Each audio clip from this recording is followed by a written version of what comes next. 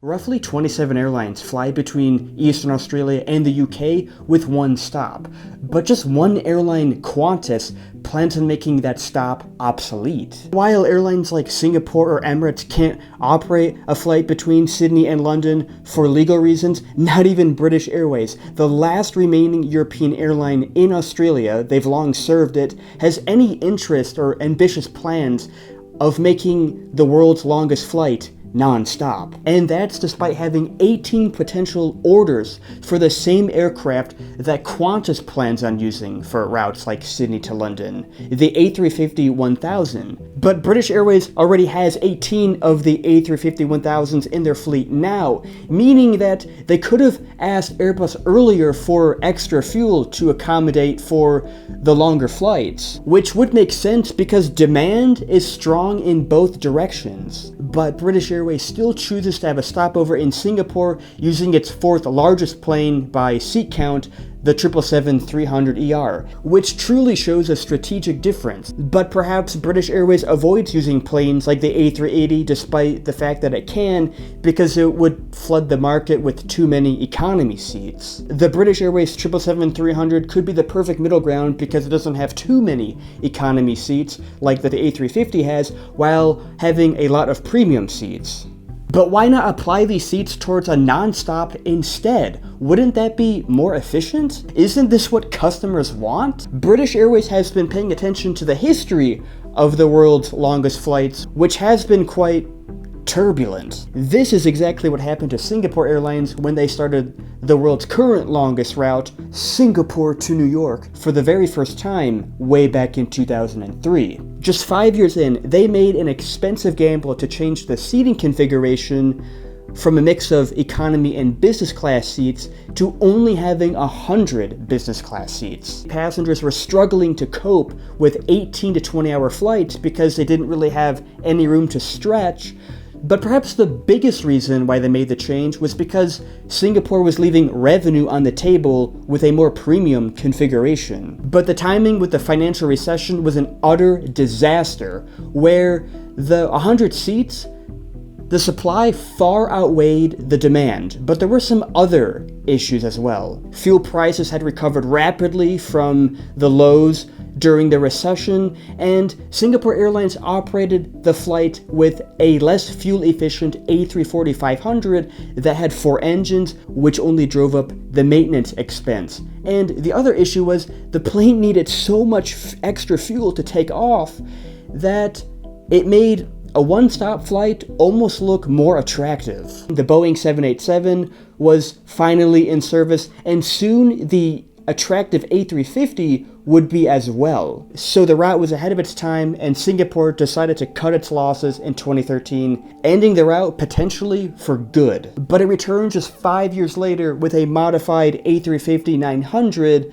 that gave it ultra-long range to make not only the Singapore to Newark and New York flight possible once again, but where Singapore could finally make some real money, which is what you would expect between two of the world's leading financial hubs, where you should have business and premium passengers willing to pay a pretty penny. But while Sydney and London are very developed and affluent markets, the cabin choice that Qantas chose for these flights tells a very different story, where nearly 60% of the seats that Qantas plans on offering on their A350-1000s are not in a premium configuration. Singapore offers 67 seats in business and 94 seats in premium economy, 161 total, while Qantas plans on offering 238 seats. Yes, it's the A350-1000, which is bigger, but Qantas plans on offering 140 seats in economy, while Singapore offers precisely 0.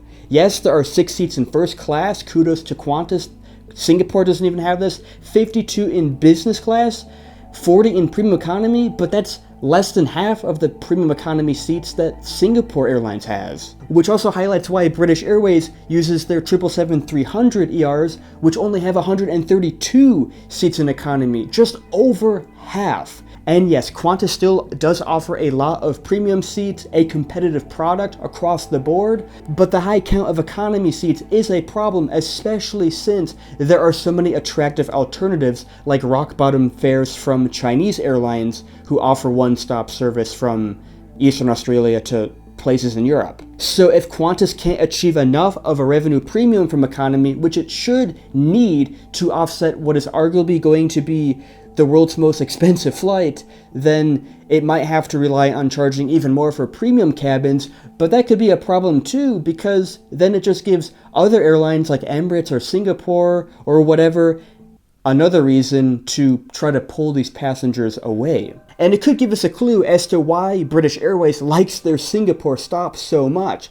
It's because there's still a ton of demand for it. So even if Qantas can manage impressive cost control with this flight, as you're about to find out, that's basically going to be impossible. If it can't manage the revenue side of the equation, then pretty much any route that Qantas tries with the A350 is going to be put in the gutter. The pure amount of operational hurdles that Qantas is going to have to deal with will also jeopardize the revenue and the passenger experience, especially for those flying in economy. If there's some change in the flight plan due to weather or whatever, then chances are Qantas is going to have to boot economy passengers off the flight because it may be carrying too much weight on board.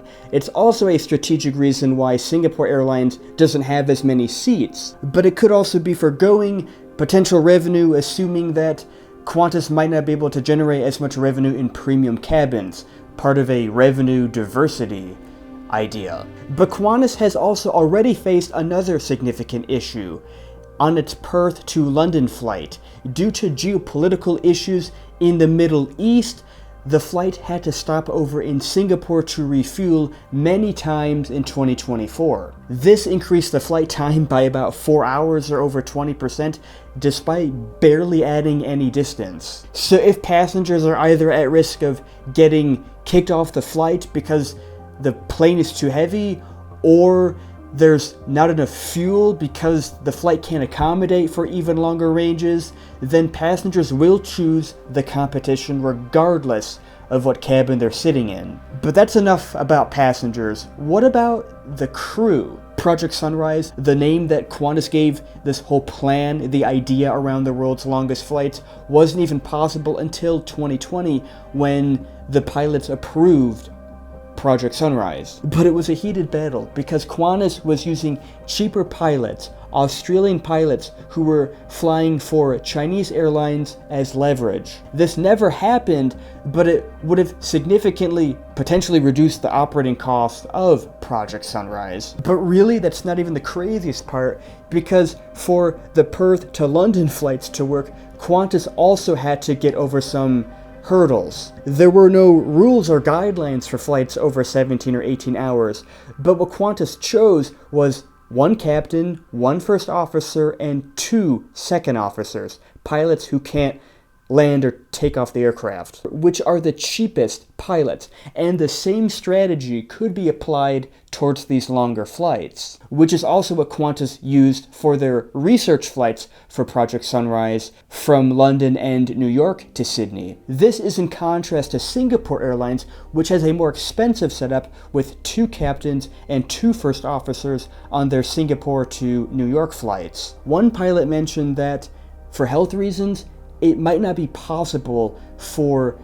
pilots to operate a route like Sydney to London more than once a month. And because Qantas wants to operate a route like Sydney to London every day, it's going to need at least 30 unique sets of pilots. But the cabin crew is also impacted by a nonstop flight because more are needed, as some have to be resting at any given time. Having a stopover in Singapore can in some ways be more efficient because you need less flight attendants, even if there's a different set of them on the second leg. But speaking of London and Heathrow, that's going to be the golden goose that pulls all of this together. But there's an issue. Heathrow is the world's most competitive airport when it comes to access because there's so much demand and there's only 2 runways. As of 2025, the strategy that Qantas deploys at Heathrow is by flying one daily flight to Perth and another to Singapore, with the A380, which has 485 seats. Despite the entire plan behind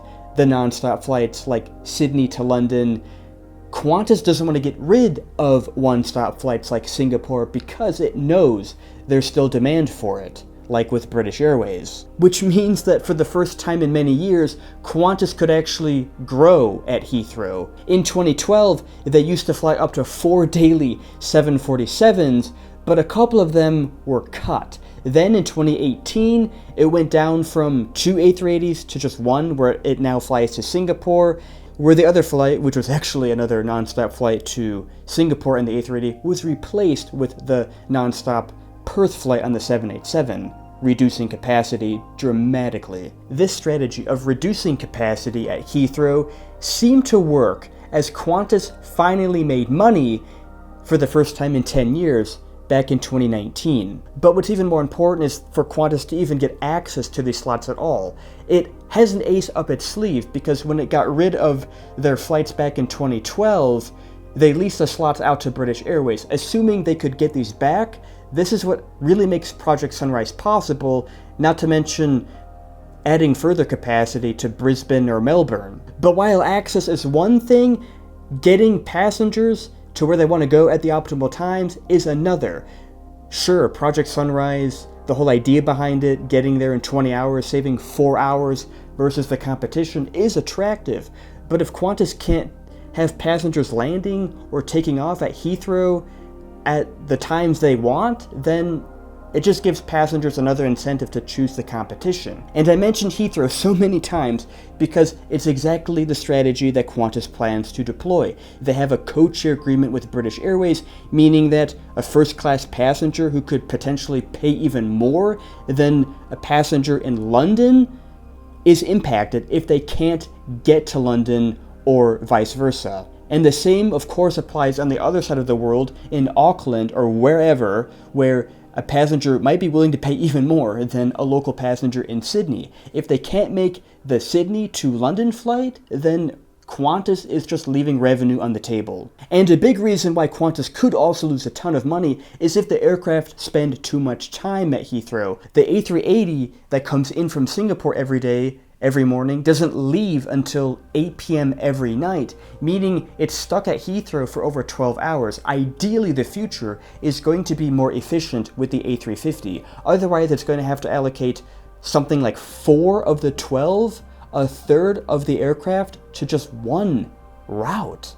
That is crazy and probably not sustainable long term, which is exactly what happened to Delta when they started serving a daytime flight from New York to Paris. That is, the plane landed before midnight and would leave 8 or 10 hours back to the US the next morning. It was the only flight from the US that did this to Paris. Not even Air France, who operates up to 7 daily flights from JFK to their hub in Paris, had a daytime flight. And no route is an exception. American Airlines canceled the only daytime flight from Chicago to Europe. It was to London in 2024 as well, because the opportunity cost is just too large. They can more efficiently do other things with their wide bodies during the downtime, like flying to other destinations. Qantas and Project Sunrise is no exception to this rule. So if Qantas succeeds,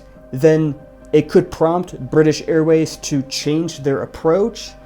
It also means that they didn't only change aviation, but the entire world. The last frontier has truly been tackled, besides maybe Auckland to London flights. But if they fail, then it's going to be the most expensive mistake they ever made.